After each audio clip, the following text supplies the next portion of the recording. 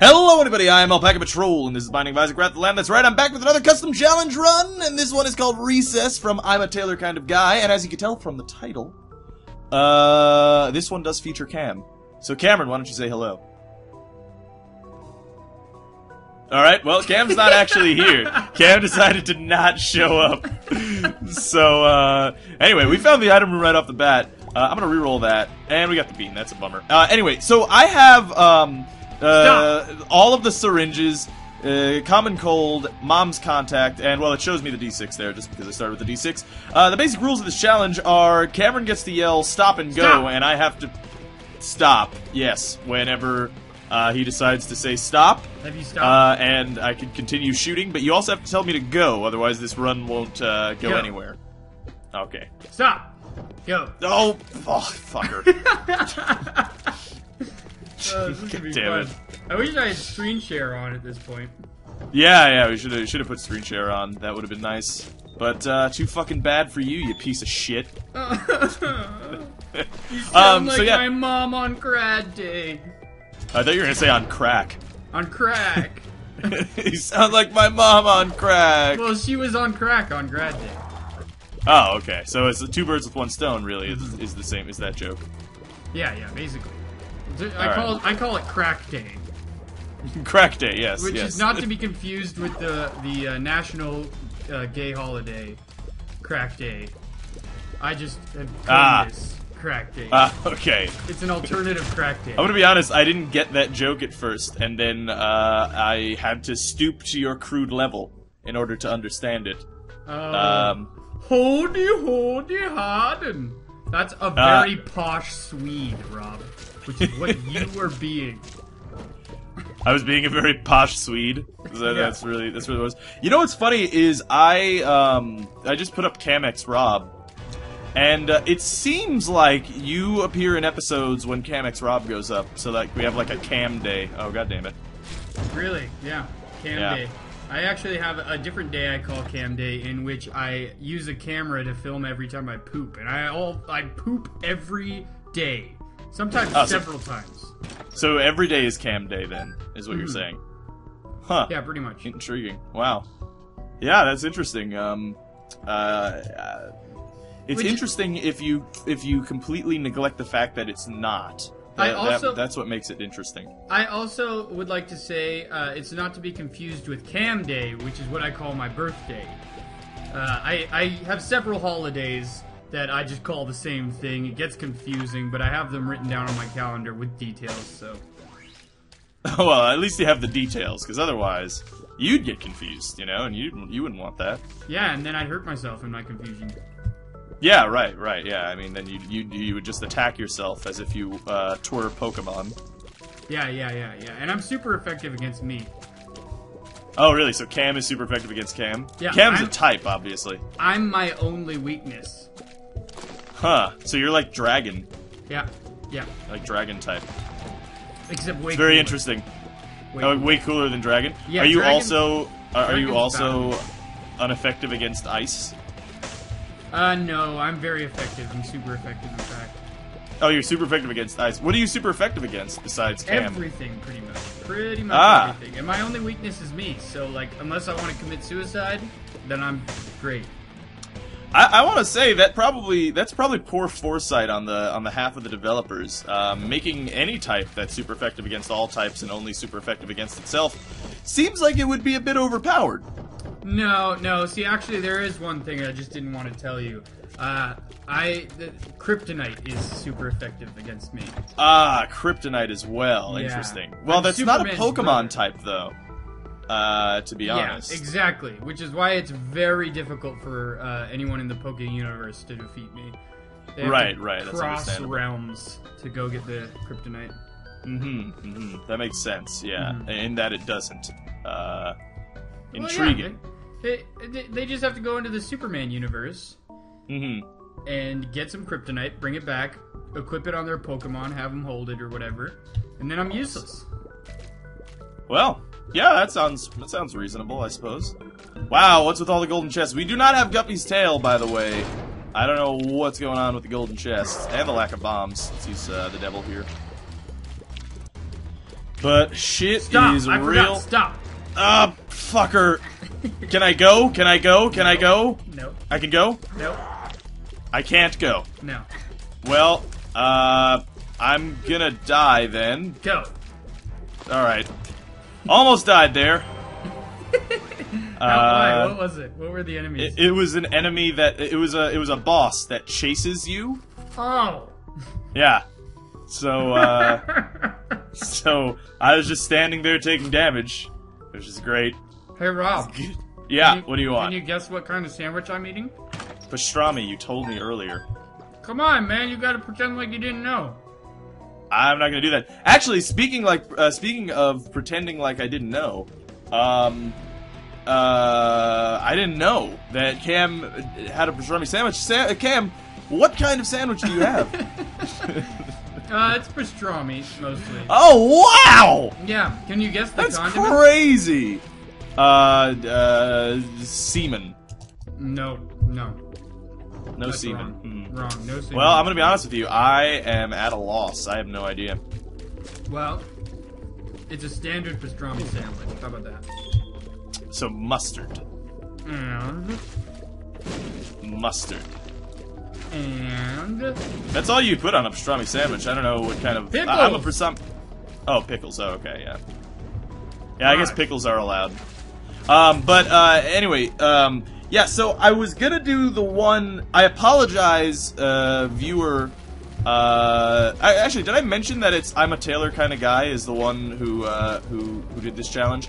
Anyway, this is from 2 days ago. The reason that I didn't do... Yeah, I'll use this right away. I'll take the magnet. So is he a tailor, or is he into a person named Taylor? I think the name would imply that he's into a person named Taylor. Ah, so it wasn't spelled like Taylor. You mean like a clothier? Yes, a clothier, as they call it. Right, yes, clothier. No, not like that. Like the name Taylor. How did I lose my blue hearts? Oh, probably that boss fight that Cameron made me almost die in. Oh yeah. Stop.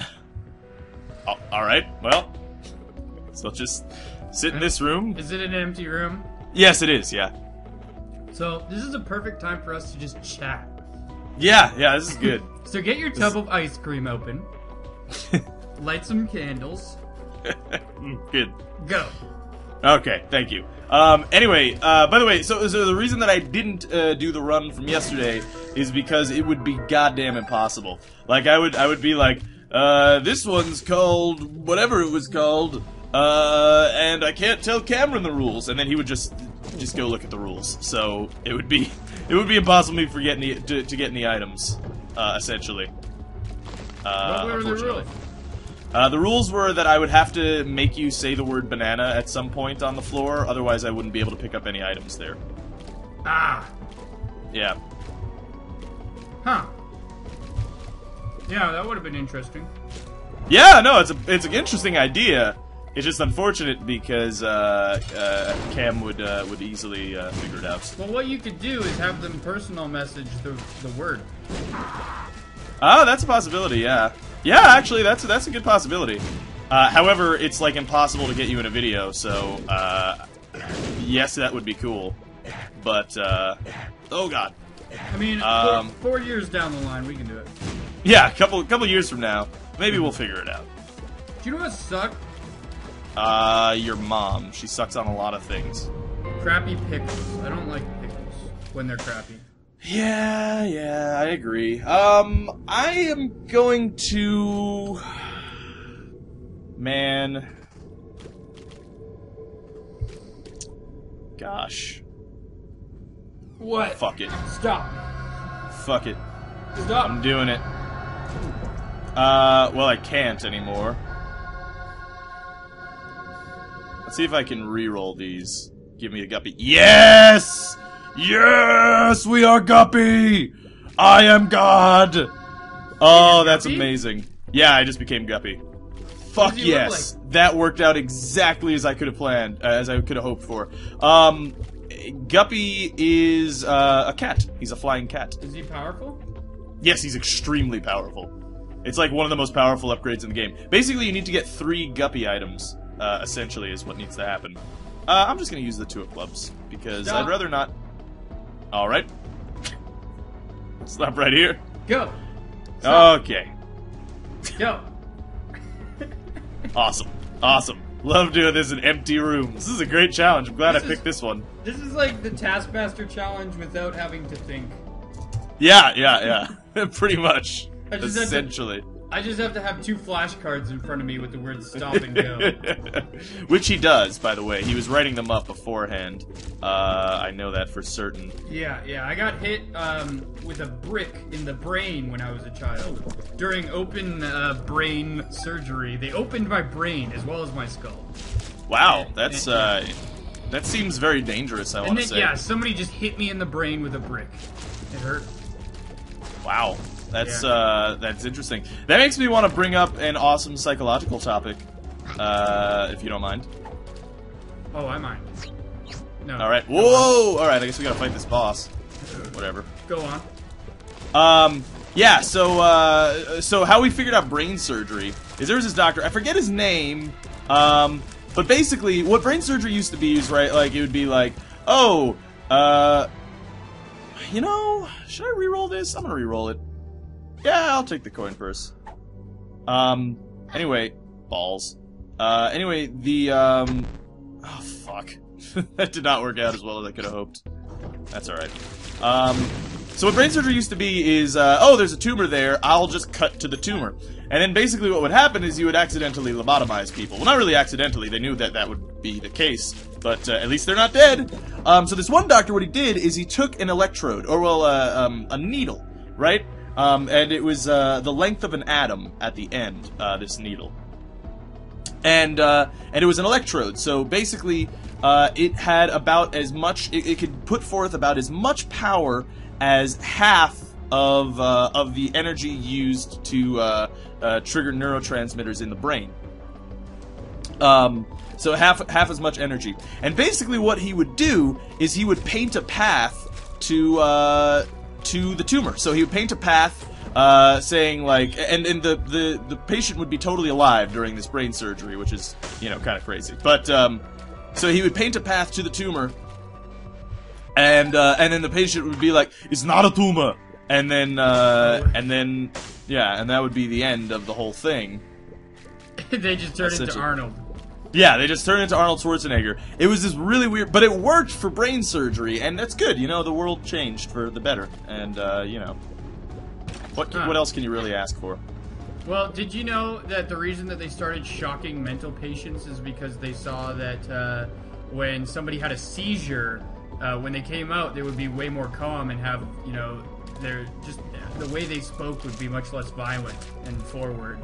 And so when mental patients would start to get violent or show signs of becoming violent, they decided, oh, we could do this on mental patients, and just started shocking them without knowing what they were doing, really.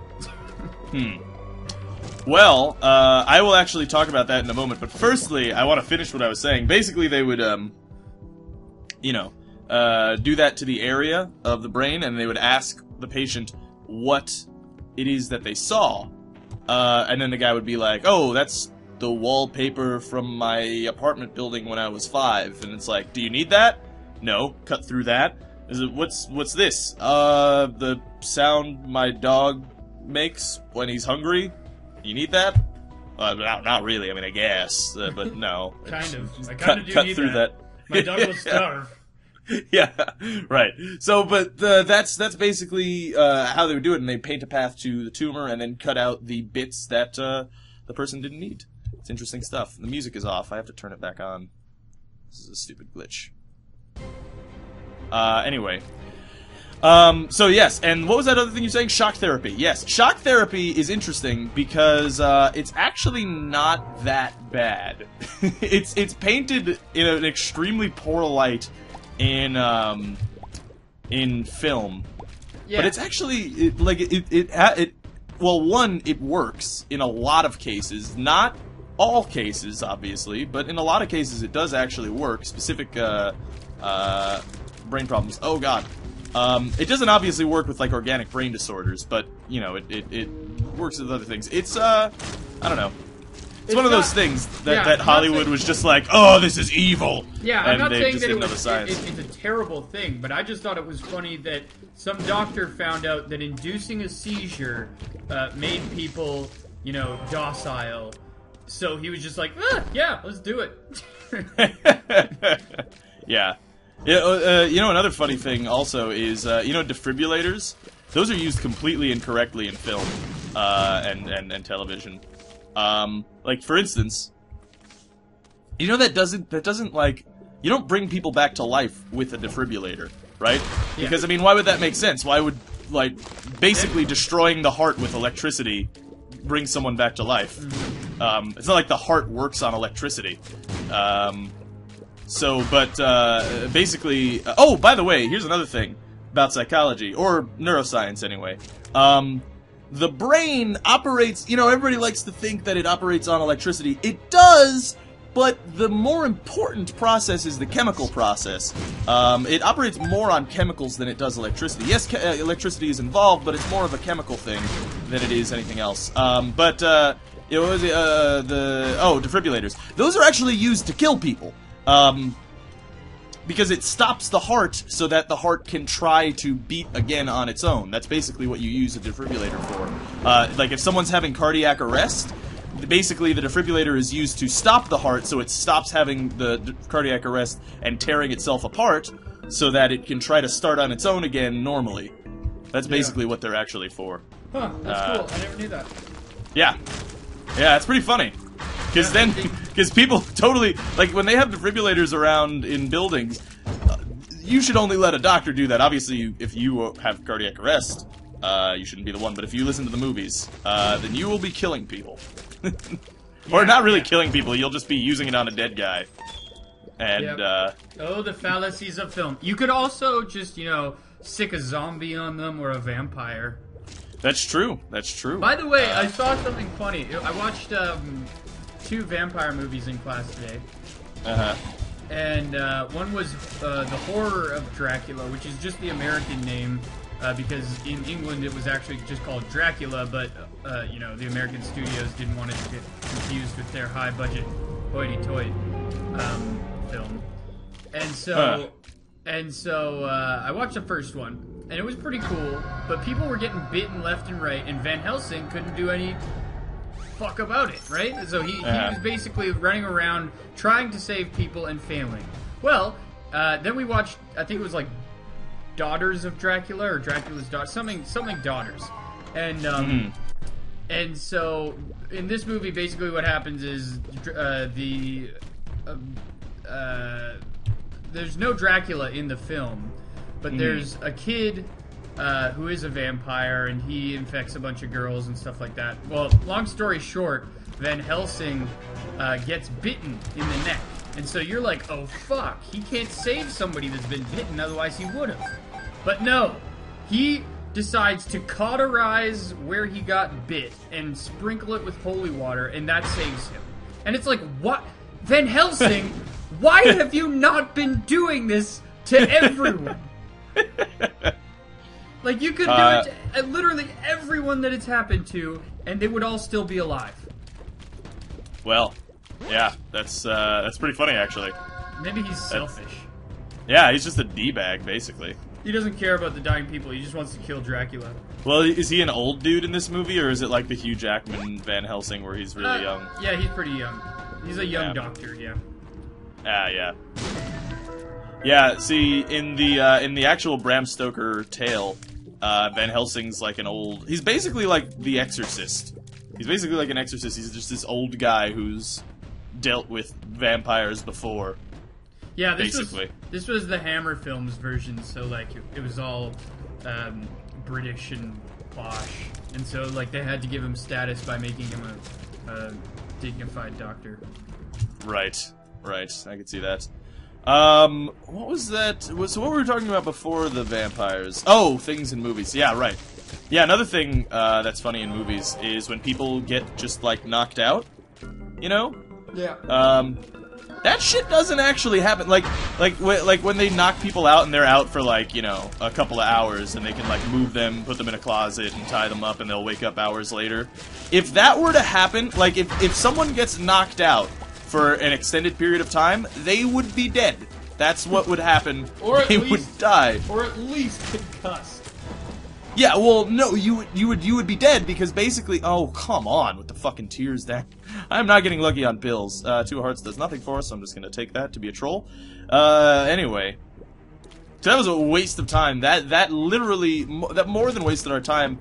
That in fact made us worse, going in there. Well, I guess it didn't make us worse. We have a net zero change. Stop.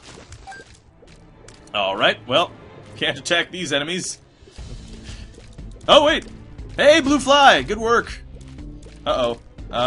Balls. Oh, yes! Guardian Angel. Badass. I'm gonna move since the room ended, so. Oh.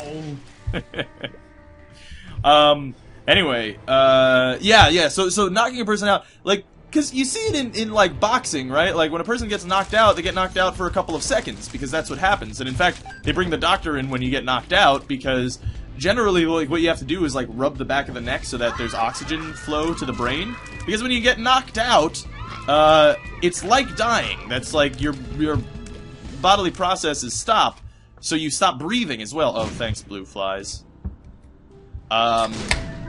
So, it's one of those things. Cam's drinking a soda, in case anyone couldn't hear that. But, yeah, no, so I just always thought that was kind of really funny. Yeah, I mean, there's realistic film portrayals of being knocked out, too. Yeah, you get knocked out for a couple of seconds. And of course you're dazed as well. But I think that's just one of those, like, film conveniences that, like, you know... Right, we just accept that to be a thing. Yeah, because it makes the story better if you can get rid of a character for a scene. You know? Yeah, right. Just like, oh, he's in the way right now. I guess we'll just knock him out and, you know, he's in the closet for a while. Pretend that makes sense. Whoa. And then he's secretly gay? Yeah, after he gets knocked out? He comes out of the closet and wow. Everyone's surprised. And that sounds like a very heartwarming film. Family film. Yeah, basically. Yeah. It was pretty good. Yeah, it sounds pretty intriguing, yeah. You should write it. Make it so. Number 2. You know what film I didn't like? I think I've already told you about this. He made me watch it. It was Funny Games. Ah, yes. Because it was just like evil for the sake of evil. Yeah, totally. Did you watch the American version or the German version? The American version. German version's... I don't want to say it's better... yeah, something. It's probably not German. But... like, I don't want to say it's better, because basically the difference between Funny Games American and Funny Games whichever country... Norwegian, I looked it up. Oh, it is? It's Norwegian? Okay. Well, the difference between those two is almost nothing besides the language. Like, it's literally a shot-for-shot remake. It's made by the same director. So, there's almost no difference. It's just, I don't know, the actors and... Maybe it was just... having to read the subtitles that made it scarier. Yeah. Or like the actors were better in the... Oh, I forgot this was Mom. I wanted to re-roll that item, but I was like, well, I don't want to... Oh, man, I'm going to die here. Fuck. Yeah, see, the thing is, there's an unspoken and unwritten... Yeah, I'm dead. Well, not unspoken. An unwritten rule in film, as I'm sure you're aware of, just... don't kill the dog. And I don't mind it when a director actually does kill the dog, just to defy that rule. But you have to do it, like, pretty well for it to work. And this one was just such a throwaway, like, they didn't set up that the family loves the dog. They didn't, like, do much. They just showed it in a few shots, and then later it gets clubbed to death with a golf club. And it's just like, okay, now you're just literally trying to tug on the heartstrings of very gullible people. You know, just like love this dog, love him, and then they're like, oh, what a beautiful terrier. Like, and then they kill it, and it's like, well, I was not invested into that dog's life whatsoever, so I don't care. Yeah, I don't like that. It does get pretty intense, though. Yeah, it gets intense, but it feels like since there's almost no motivation for the evil characters, that it just feels unnecessary. Like, there's that one... The one scene that felt the most unnecessary to me was, like, when they're, like... They make the mom strip in front of her husband and child. Yeah. And yeah, it was like... weird. And it was like, okay...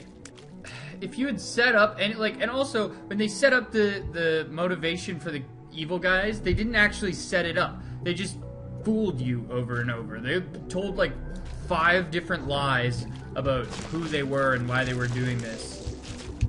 Yeah. Well, that's why. That's actually, I liked that. I thought that was. I mean, that's kind of the idea of the story, right? Is that it's just motiveless crime is supposed to be scarier than Yeah. Crime. True enough, and I'm not against that, but there was I mean, it's actually very similar in that way to Hitchcock's Rope. Yeah. But there's no because he was lesson just learned. No, not at all. Like, there's got to be something you take from the film in order for it to be a good film. And that film was just like, don't be in your house when maniacs come around. Yeah, it's true, though. You probably shouldn't. It's like... It's a good lesson. Don't lend eggs out to the rule, young men. yeah. That's the moral, is that don't... If someone comes asking for eggs, run the fuck away or get your shotgun. Yeah, and kill them. And then Yeah. you're the motiveless criminal. Right, exactly. Well, I mean, they were asking for eggs. That'd be funny to say on, like, the 6 o'clock news. Well, he asked me for eggs, so I had to kill him. I just imagine the like, trial where you just play the movie Funny Games. You see, as you can tell here, if I were to give him my eggs... I don't know why Daniel Plainview's on trial. But, I'm an oil man, you see. And if I were to give away my eggs... It's like, Oil Man, why are you in this court? And Daniel Plainview dives out the window. You'll never catch me, coppers! Ha-ha! You'll never get at my oil! Rides away on a dolphin on land. Yeah. Yep. I guess we'll double our bombs. It's good. This is a shitty item. Yeah, bad trip. Well, I guess it's a health up. Or not a health up, but, you know, extra health. Fuck this room! Fuck this room! And the other thing that I didn't like about Dracula's Daughters is that they had a flying bat before CGI. And it was just like, oh, That's goodness. good. That sounds fantastic. No, it was like, it was so... Because they take themselves so seriously that it's impossible to take the film seriously after that. Like... Like, it's supposed to be super serious and scary, and then you see this, like, puppet bat flying in. They could have easily left it out, and it would have been the same film without a shitty bat flying around. And they also established in the first film that somebody was like, oh, I heard they can turn into bats, and Van Helsing was like, no, that's nonsense. It's like, they seriously go against that in the second film. I was just like, oh, good. Yeah, I hate when movies do that, where like they make established rules and then decide to break them immediately. Yeah. I.e., Inception. Yeah. Where that's the whole movie, where it's like, or even the characters note on it. It's like, oh, the cop spends a lot of time telling you things that you shouldn't do, and then just breaks them. It's like, yeah, welcome to Cobb's World or whatever. It's just like, well, yeah. If you're gonna explain a very complex subject like the fucking premise to Inception, then maybe you should follow the rules that you lay out instead of just being like, yeah, well, I mean, they're rules, but you can break them, whatever. It's not like, doesn't matter. There's just a very low chance that you'll survive or something. Yeah, right, yeah. This character survives in this case. Yeah. Yeah. Yeah. Despite that, I liked Inception. Yeah. Yep.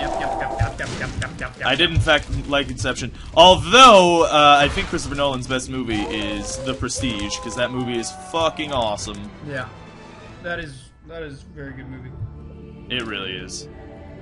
It really is. I guess we'll go to the secret room. Lest it be greed. It lest not. I lust not. That's not true. Yeah, I lust. I lust pretty frequently. Almost every moment of every day. It's kind of weird in my class. Oh, fuck. In my class that I'm taking today, every girl has a tattoo on the back of their neck. Like, I'm sitting behind like 4 different girls that all have different tattoos on the back of their necks. It's like, when did this become a thing? Well, it's the new tramp stamp. Yeah, it's the back stamp. The I'm trying Back to of neck stamp. I think the neck is important there. the lamp stamp. The lamp stamp, yes, because their necks are very similar to lamps. Yeah, their head's the lamp. Right. Yeah, right. and their well, bodies are what? the base of the lamp. Okay. The lamp stamp. I feel like this has gotten more complex than it needs to be, really, to as an explanation for your Okay, lamp fine. stamp. We can make it sexist and call it the cramp stamp. Wouldn't that be on the vagina then? No. It's just like women get their periods and stuff and they get all horny. Oh, okay. Thanks. I'm glad you clarified. Well, see you later, female viewers. It was nice having you. If I could say anything, sorry. But There was this one girl in my high school that would literally okay, so first off, she would use the excuse I'm on my period to get out of class. But and so like it's like, all right, she's just pretty, open with when that happens. But she would use it like for like 6 classes a month. So it was like, okay, when are you really like this is not fair anymore because you can't say no to that. And you can't right. You can't prove otherwise. Well, you can, but then you'd probably go to jail. Yeah. That's actually how I did my first stint in the pen. Oh yeah. Yeah. I feel like I might have screwed myself in this run here. To be honest, I don't know if I can actually win with Mom's knife. Yeah, this is gonna be rough. I don't know if this is gonna work because I don't think I can actually freeze Blue Baby. Oh no, I can, totally can. Oh, but he's gonna fucking do his shit. All right, come on. This is our only chance because we're not gonna win if we. Oh fuck yeah. Okay, we killed Blue Baby. We got a heart. Wow, we succeeded. We owned that actually. Fucking Guppy, man. Guppy is a badass item, and we had 3 stops from Cameron. It was a good time. I totally forgot about that. Yeah.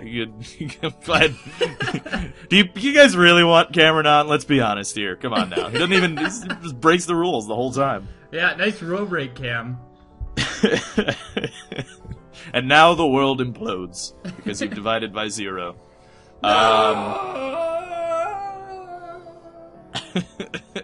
I fell down the hole that just formed in the area. Yeah. Well, dividing by 0. Yeah, I mean the implosion of the universe is on its way to you as you're watching this right now. I'm sorry that it had to be this way, but on a related note, did you know that scientists are observing the first birth of a black hole that they've ever seen? No, really? It's in the Milky Way, yeah. Wow. Ooh, that's dangerous. The youngest black hole in the Milky Way. There didn't seem to be any danger implied in the article that I was watching. So. Well, I don't know much about black holes. From what I know, there's not much reason, or we don't know why a black hole would ever stop growing. So it could be dangerous. Yeah, I mean, it could probably be. Not in our lifetime. billions of billions of years in the future. Could destroy the Milky Way galaxy. We'll probably be dead. Yes. I mean, not me and you. I mean humans. Humanity. Yeah, no, humanity's probably done. I mean, let's be honest. Humanity's probably done in I'd say less than 100,000 years from now. Whoa. Let's not joke around here, Rob. I'd say 50,000 years from now we're done. Yeah. Yeah. We've either killed ourselves or something has killed us. Well, I mean, we've been around for 100,000 plus years. So, I don't know. Yeah, but I think we might be able to last it. Things are escalating at this point. I mean, maybe but, there'll be a few humans that get off Earth. Yeah, but I think you have to consider that with relativism in mind, because like, it appears that way, but people have been calling the end of the world is coming for, like, every decade for, like, all of humanity. So, like, it seems shitty now, but it's always kind of seemed shitty, and there's always been soothsayers or prophets The sky saying, is falling! The sky is falling! Yeah, right. Yeah. Yeah, I mean, I'm sure the first men thought that the world was ending when they heard their first thunderstorm. Yeah, yeah. Or when there was a solar eclipse. Yeah, that would be pretty crazy. The Mayans did some crazy shit, man. Like, I went to Chichen Itza in Mexico. There's some insane shit that I would talk about for an entire video, but this video is over. So I'm not going to. But crazy shit with acoustics. Just look it up. Just look up Chichen Itza. Crazy shit, man. I saw their pyramids. They're awesome. Huh. Like, crazy stuff with acoustics. Amazing. I will say one thing about it. They used to have this game, right, where they would, it's kind of like basketball, so it's a really long court, though, and there are these hoops, these stone hoops, and you had a ball, but it was like a rock. It was very, very hard ball. And the way that they would move the ball is they could only hit it with their hips. Yeah. So, in order to, like, and I think their feet as well, but I think, but, like, the idea is, like, you hip shot it into the hoop. That's a very small hoop. You know what you get if you win the championship? What? You get to be beheaded, and your stone block with your head in it is placed on the wall, which is kind of like the Wall of Fame. Wow. Well, that was, like, an honor. That was, like, considered an honor. Well, yeah, So- otherwise you're just gonna get sacrificed anyway. Yeah, right, that's true. Well, I mean, yeah, I think you'd have to be like a virgin or something. Obviously, we don't know much about anthropology. Anyway, hopefully you guys enjoyed it. Thanks for watching. Cam, would you like to say goodbye?